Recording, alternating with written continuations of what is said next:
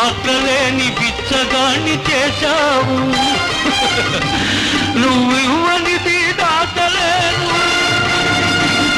ఇంకెవ్వడిని అడుగలేను. బ్రతుకు నీకు ఇచ్చాను, చితిని నాకు పేర్చావు.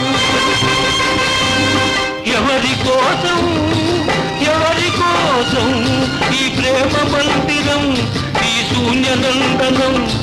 ఎవరి కోసం ఎవరి కోసం ఎవరి కోసం ఎవరి కోసం?